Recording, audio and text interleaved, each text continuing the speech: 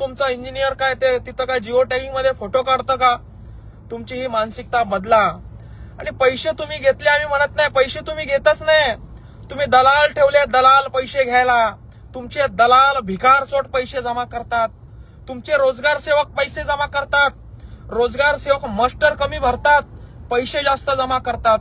आणि तुमचा हा जो घमंड आहे ना, आम्ही पैसे घेतले नाही, तुम्हाला अँटी करप्शन मध्ये गुंतवू शकतो आम्ही. जर तुम्हाला अँटी करप्शन मध्ये गुंतलं तर त्या खुर्च्या रिकाम्या होतील कार्यालयातल्या सगळ्या. पण आम्हाला तुमचा दहशतवाद संपवायचा आहे, तुमचा भीक मागण्याचा आतंकवाद संपवायचा आहे. म्हणून या ठिकाणी असले राडे आम्हाला या ठिकाणी करावे लागतायत. अशा भीक मागावं लागतंय, कपडे घालावं लागतंय, वेगवेगळे आंदोलन करावं लागतंय. तुमची मानसिकता या ठिकाणी मोडायची आहे. उच्च शिक्षण घेऊन भीक मागायची जी टेक्निकल तुमची आहे नवीन पद्धत, त्या पद्धतीवर हातोडा आम्हाला घालायचा या ठिकाणी.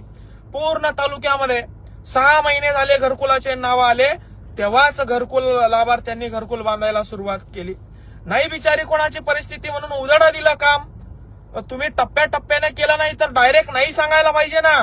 तुम्ही 25,000 मागून नाहीतर मग तुमचे 1,55,000 वेस्ट जाणार आहे असं सांगता. तुमचे दलाल हरामखोर भडवे पैसे जमा करता, तुमचे रोजगार सेवक पैसे जमा करता. तुम्ही पैशाला हात लावत नाही आणि पुन्हा वरतून वर तोंड करून सांगता आम्ही पैसे घेत नाही. प्रत्येक तालुक्यामध्ये, प्रत्येक जिल्ह्यामध्ये ही पंचायत समितीची वस्तुस्थिती आहे मित्रांनो. याच्यावर आवाज उचला.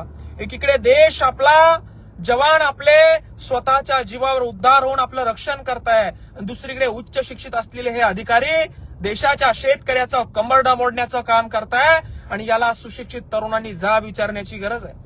तर असंच एक भोकरदन, आता सध्या भोकरदन तालुका जीडीपीवर 1 नंबर आहे पैसे जमा करण्याच्या जीडीपीवर. तिथला कोण एवढा पैसा घेतो माहित नाही.